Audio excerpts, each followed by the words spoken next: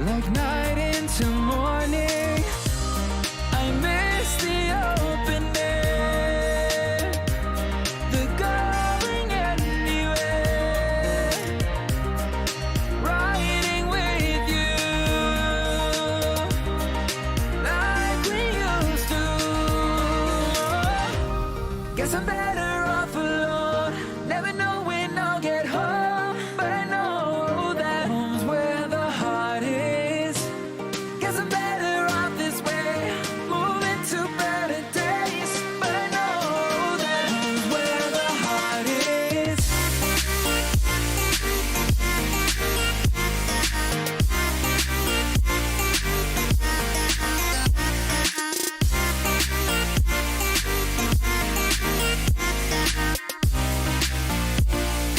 Home's where the heart is.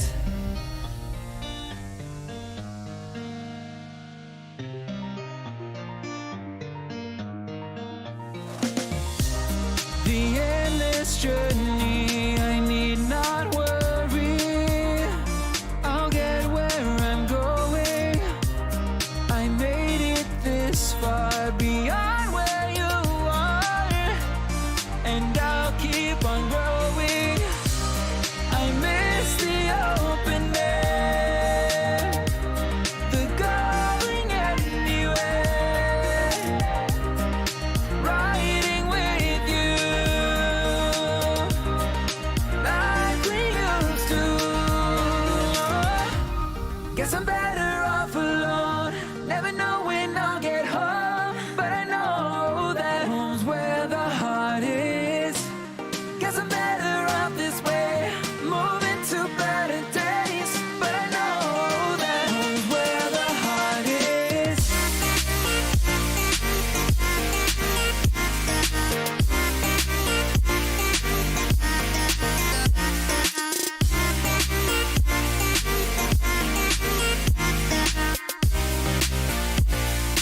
Home's where the heart is.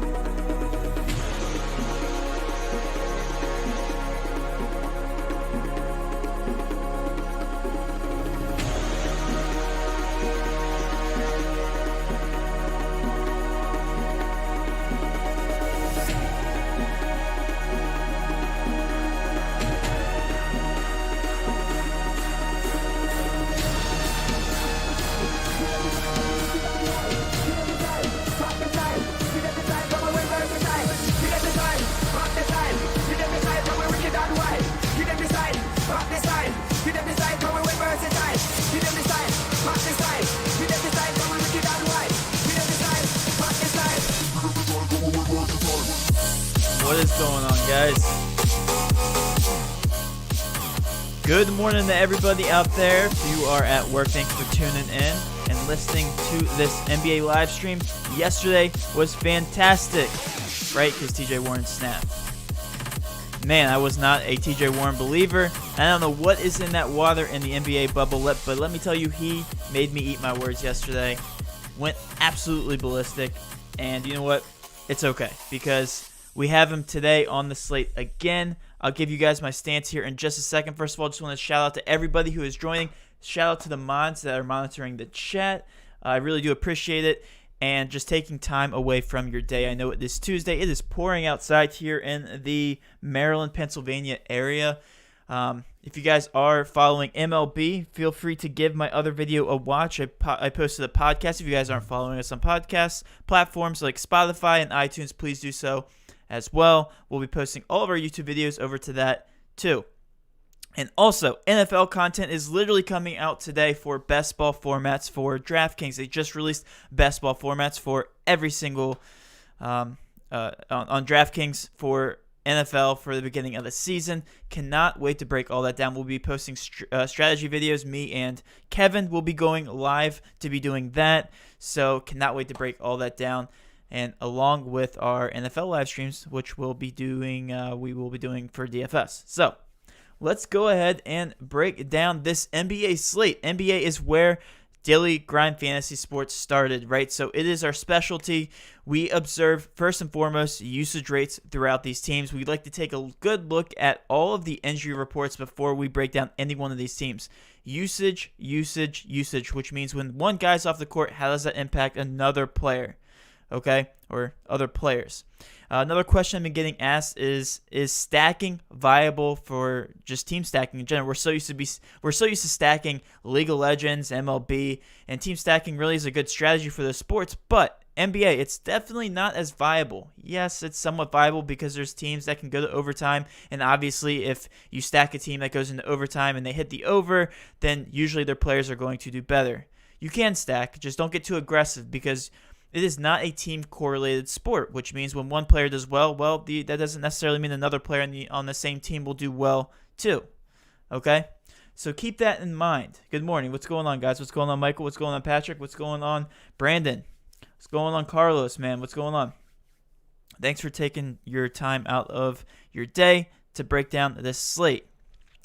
So let's go ahead and look at the injury report and see how that impacts usage. We have the big breaking injury news with Brooklyn where pretty much everybody noteworthy got ruled out for that team. They're out of the playoff picture, I do believe, which is why they are ruling all these guys out. Some of them have injuries, but their starting lineup looks atrocious. It looks really bad, and they're playing the best team in the NBA record-wise with Milwaukee. So we have Milwaukee and Brooklyn. Let's look at the Vegas totals there at 124.75.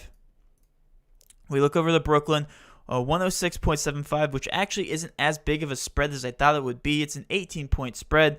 So I like both of these teams as far as value plays, and I'll tell you why. Because when there is a blowout, and if it has major blowout potential, first of all, Giannis is the ultimate GPP play today because he's only coming in at 14% owned and he's 10.9K. If this is relatively close, and I'm talking within, 15 points or so, which can definitely happen, Giannis has to be out there, right, his normal allotted time. Right now he's projected at 28.75 minutes, which is, I guess, counting into the fact that it's going to be a blowout because he usually doesn't play under 30 minutes. If he's out there for longer than 30 minutes, he gets value easy. He's the best player on that court, right? Should dominate Brooklyn. I like him as a GPP option. This game is very intriguing because if it stays close, it's going to break the slate. Okay, all these guys on both sides of the ball are going to get plenty of run. We look at, let's go ahead and sort this by minutes. Temple, Johnson, let me see if I can nail this guy's name. Carbaru, yeah, I think that's how you pronounce his last name. $5,300. 27 minutes, and these guys are coming in at no ownership whatsoever in a thin rotation. Okay, if they can stay close, which means their players have to step it up. You're looking at a ton of good value plays here. Okay, do not count these guys out. Yes, they could get blown out, but guess what? They still have to be on the floor. One thing I love about NBA is the thin rotations of these teams. Okay? Any team that has a very thin rotation, you can target. And you can target with confidence, okay? Because even if they get blown out, they still have to be on the court and they still have to be producing fantasy points, okay? Virtually no ownership on these Brooklyn Nets. I get why. But for GPPs, you guys need to be aggressive, and you need to be aggressive somewhere. Brooklyn is a very undervalued team. If they can keep it close with Milwaukee, I'm not saying they will, but if they do, great GPP plays all the way around. On the flip side, if they do blow out the Nets, there's certain players you need to target on Milwaukee. Okay, DiVincenzo pops out because he's slightly overpriced here, but he should see more than 25 minutes in a blowout game. 25 to 28 minutes is definitely a respectable amount of minutes for that guy. He gets a good amount of usage boost on the second unit and third unit, obviously. If he's out there for a long period of time, 0.3 ownership. I love DiVincenzo. All right, George Hill's another good target because he will see second and third string usage. $4,400 could easily hit value. Okay, Connaughton is a great value pick. Okay, it's 17 minutes. Right now he's projected, but if this is a blowout, he's going to see a very high tick in minutes. Connaughton, Marvin Williams, Sterling Brown, all these guys become very intriguing GPP darts, okay? They're coming in at bottom of the barrel price tags. If, again, this is a blowout, I like targets on both these sides of the games. Or of this game. Vegas total right now at 125. That's something you cannot ignore. Okay, they have to put up 125 points or close to it, and if they do, guess what? These players have to score those points. Which players is it going to go? Which players is it going to go to? If the entire fourth quarter is put out with second and third stringers, you guys have to target players from this game. One of these guys will break the slate if it does stay close. If it doesn't, it's going to be one of the bench players. You guys have to come out strong with these players. Do not look away from this game for GPPs, especially big ones, where these guys are carrying virtually no ownership whatsoever. Okay? You guys know, earlier in the season, we loved to target these very thin rotations. Brooklyn and Milwaukee right now, very good game to target. All right? So, also, guys, thanks for tuning in. If you guys have any questions, feel free to spam them in the chat. I'll be sure to get to all the questions throughout the live stream. Again, feel free to ask any questions. Do not be shy. All right? All right, so now let's go through the chalk, okay? Right now, let's take a look at this Indiana Pacers team. Right now, we have Brogdon priced down at $5,400. They had him on a minute restriction yesterday. That wasn't a minute restriction to me, okay? I think he played over 30 minutes. And right now he's projected at 30.25 at 51% ownership. He's one of those guys you just need to lock in. Right now, this is an average spot for Indiana and Orlando at 112 right now for Indiana. 51.2% ownership is what Brogdon will be in. Let's go ahead and lock in Brogdon. What's going on, Sano? Thanks for tuning in, man. I know we've had a rough patch for these cash games because the chalk hasn't been hitting, which means that the GPP plays will, okay? You guys need to play GPP. You need to play cash, and if you guys want to talk strategy, we can do that a little bit later in the show. All right? Brogdon, 51.2%. We go down throughout this lineup. Again, Oladipo is questionable. If he is ruled out, that's going to shake things up. Keep in mind that the prices have been adjusted for Oladipo already being out. So Miles Turner already at $6,500, not as intriguing as yesterday. We have Justin Holiday now at $4,500, which is definitely not intriguing. And then, yes, I'm going to get questions about TJ Warren.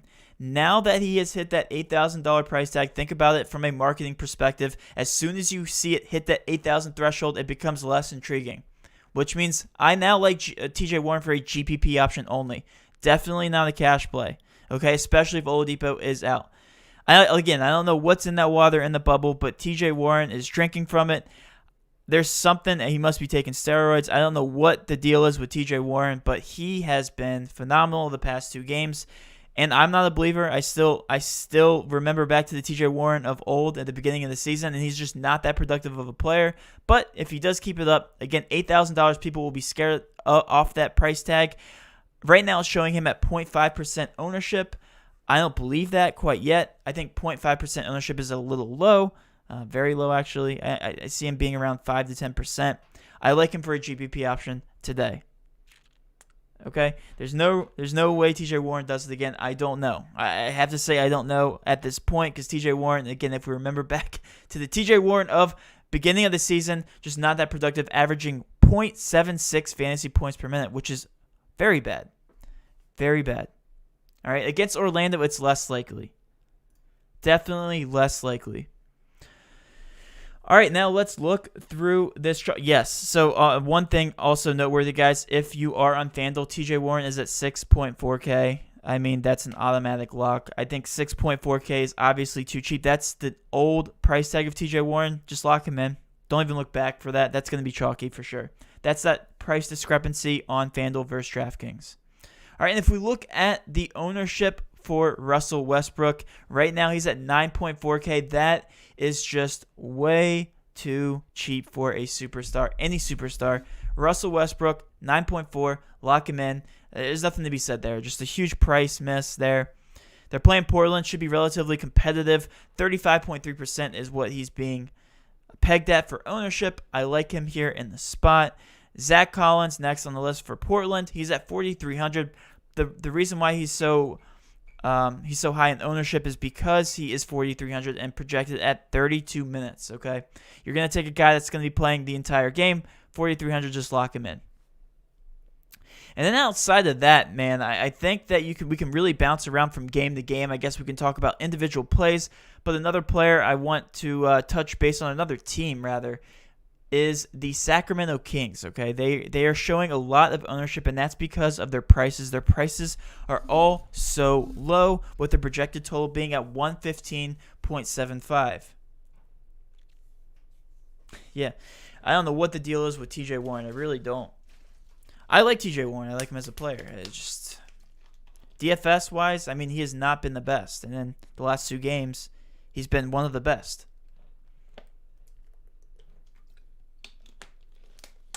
All right.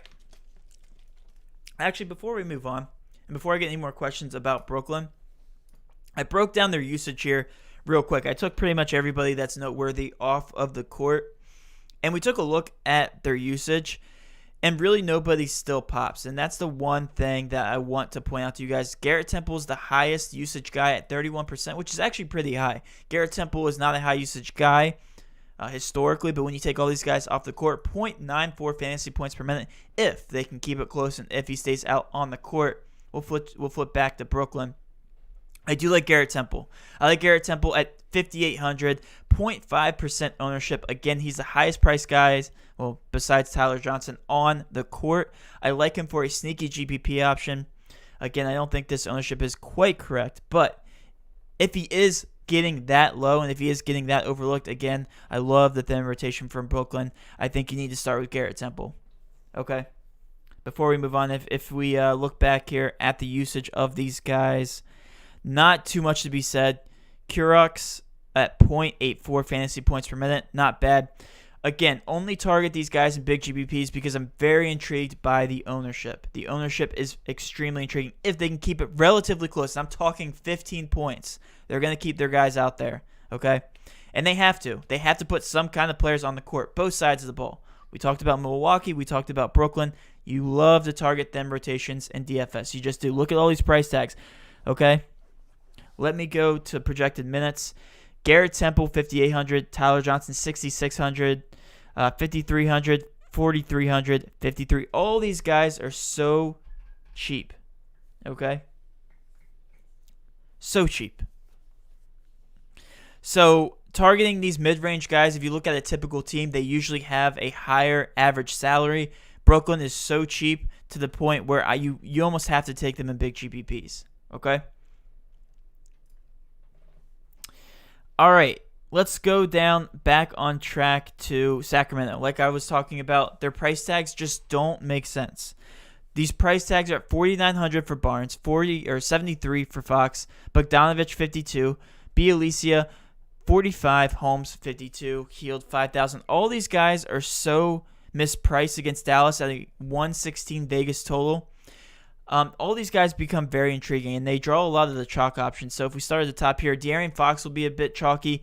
Bielisa a little chalky, and Holmes, but they're on that awkward range of like, should I start him, should I not? If there's going to be a team I'm going to recommend for stacking on the slate, it's going to be Sacramento because their price points allow you to get in a lot of their players. If they hit that over, you can kind of piece together some other players from other teams and get a nice core out of these guys that could bring you over the GPP line. I really like these guys. Again, they're on the brink of should I play them in GPP or should I not?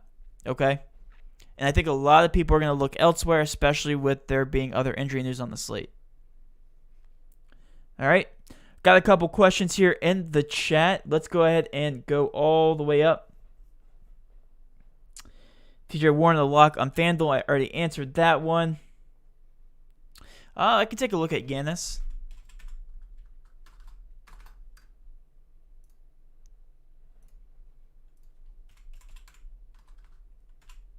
James Giannis at 3,300, projected at 17 minutes. No, I would say no. I usually don't like playing anybody that's under 25 minutes because their upside's capped. I'm going to say no for Giannis. I definitely like the Brooklyn guys a little bit more if we're talking about straight up value. All right. What about Luka? Let's go ahead and touch base on some of the chalk. Luka's going to carry a decent amount of ownership. Yes, he's going to be fairly chalky. He's projected at 120 points for the Vegas total at 10.7. Doncic is a great option for cash. Let's actually run through the cash plays real quick, and we'll start at the top. I already mentioned Brogdon. Westbrook, I already talked about Collins. Vucevic, he's at 7,800, which is why he's carrying at 32.8% ownership. Doncic at 10.7, another great cash option. And then we started talking about the Sacramento guys. Fox is next. Ayton. All these guys are really. It doesn't really come down to are these guys benefiting off of injuries. It's because they are so mispriced salary-wise. Okay, their value makes it very easy to get to. I like these guys for value plays. All right, going down the list here. We have Magic with no Isaac. Yes, the Magic. So we can talk about the Magic without Isaac. Not too much actually changes. So they played a good amount without Isaac. We can actually show you guys here. If we take Isaac off the court,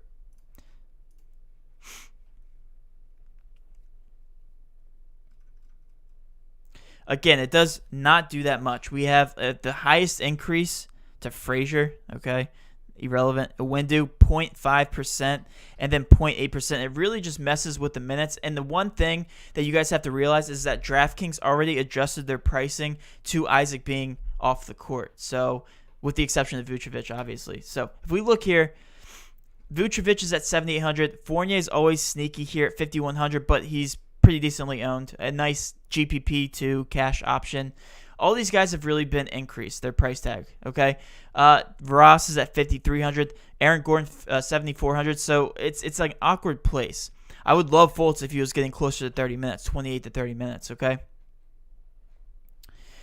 But yeah, I mean, all these Orlando guys, outside of like Vooch and Fournier, they're just kind of like GPP options. I'm not in love with any of these Orlando guys. As you guys can see, the usage doesn't really go up or down that much with this team with Isaac off the court. There was a long stretch where Isaac wasn't playing earlier in the season, and we have a good sample size to go off with. I mean, look at this, 1,400 minutes with Aaron Gordon, so not too much to change here.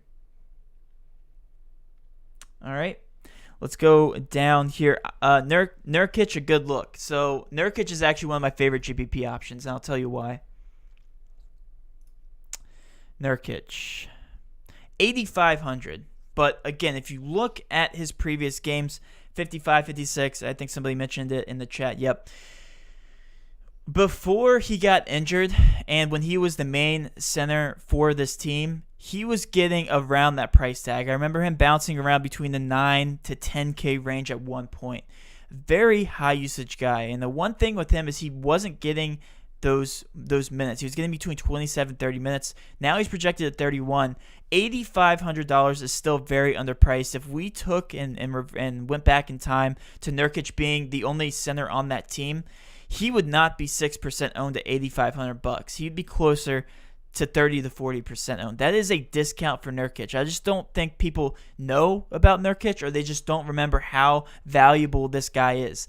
Projected in one of the highest over-unders on this slate at 120. I guess because he's got that high price increase, he's still undervalued. I don't know why his ownership is so low. I really do like Nerdkitch, one of my favorite GPP options. Yes, I gave you guys an inside to one of our Patreon plays. Nerdkitch is hands down one of my favorite GPP options on this slate. If he actually is getting 31 minutes, which he should, really, really good value here, even at $8,500. Okay? All right, good news. Thank you, Sano. Jamal Crawford available to play for Brooklyn. That really doesn't change too much. I still like those 10 rotations. We're talking 1, 2, 3, 4, 5. I mean, if you want to consider these guys rotation guys, 6, 7, 8, 9, and then you add a 10th in there. But again, the price tags make it very easy to get to. I wonder if Jamal Crawford will even play, even though he's available to play. We will see. I still like them.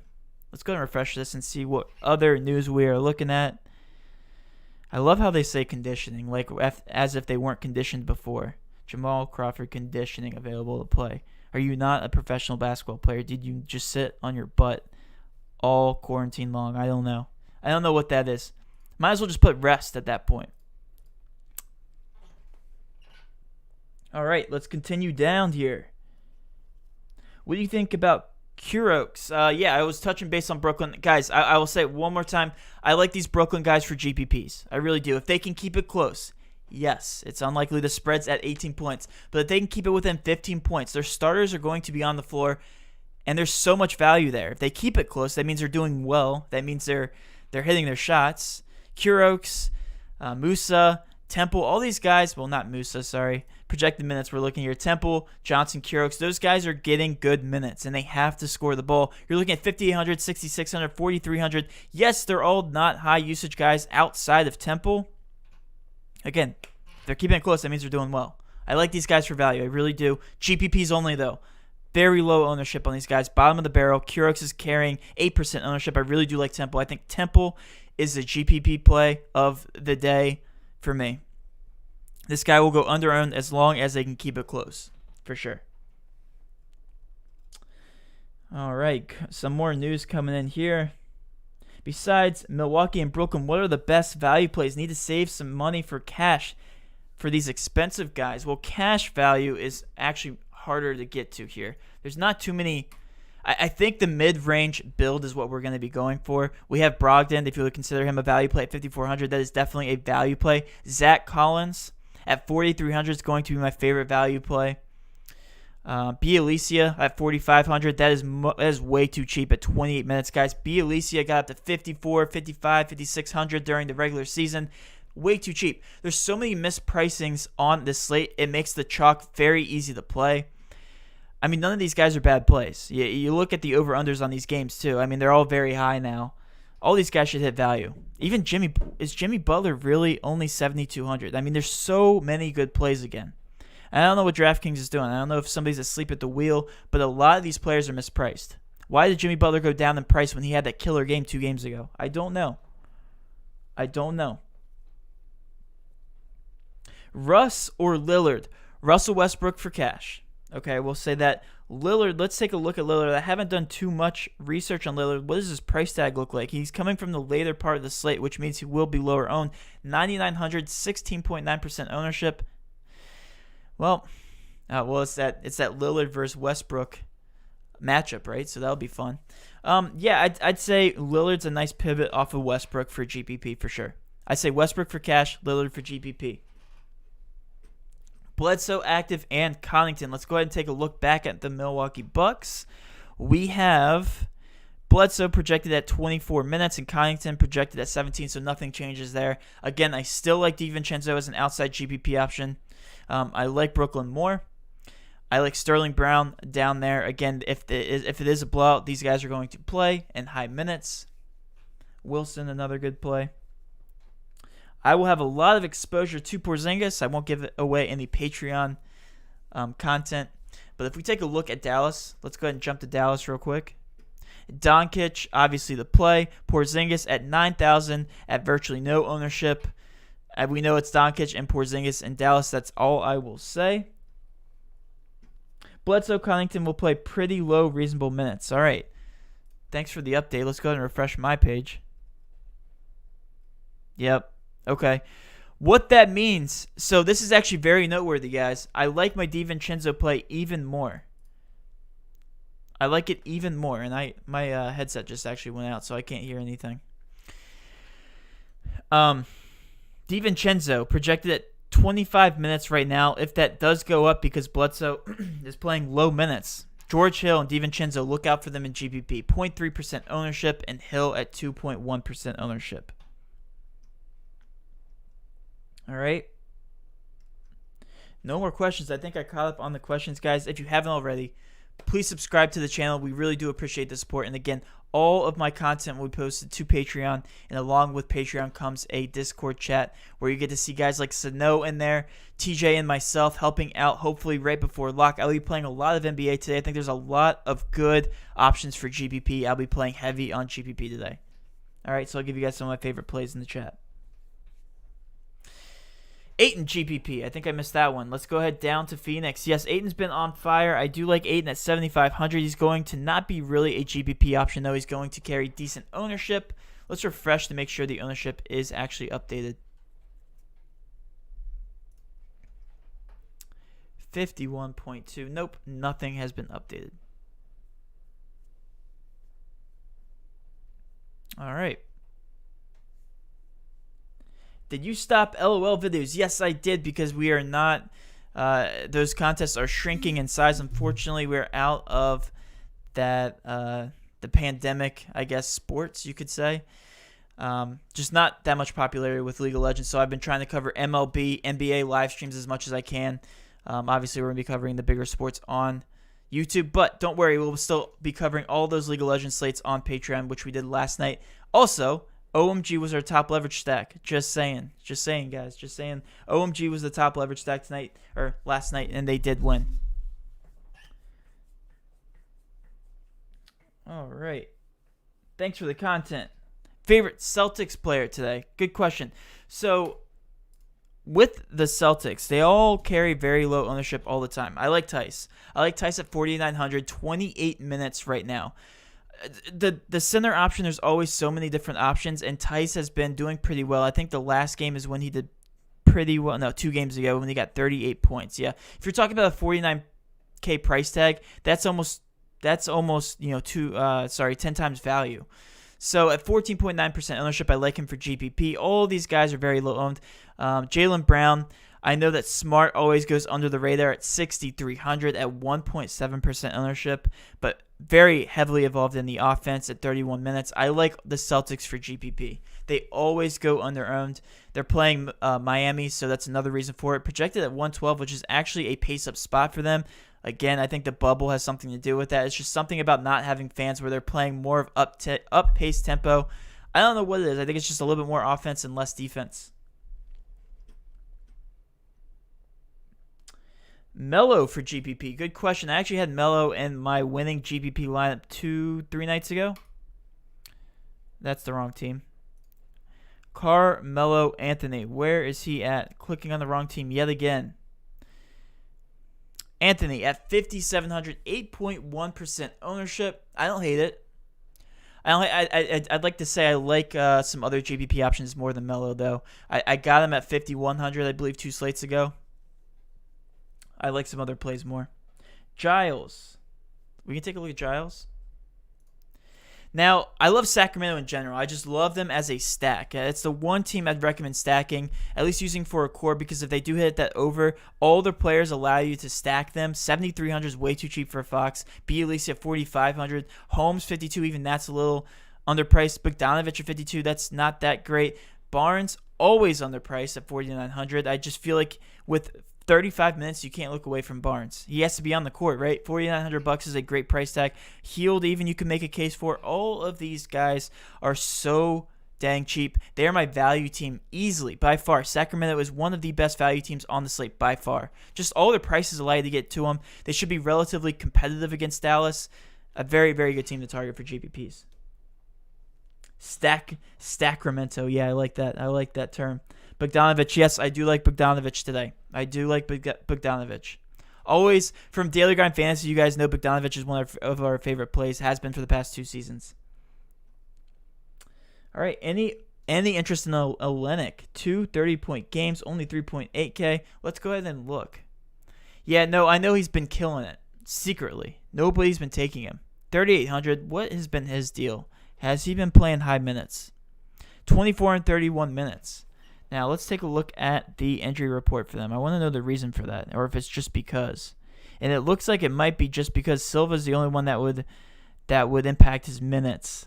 Yeah, I guess it's just because he's riding the hot hand. You could see him again. I think for that reason, he becomes very interesting for GPPs, but and he's going against his old team.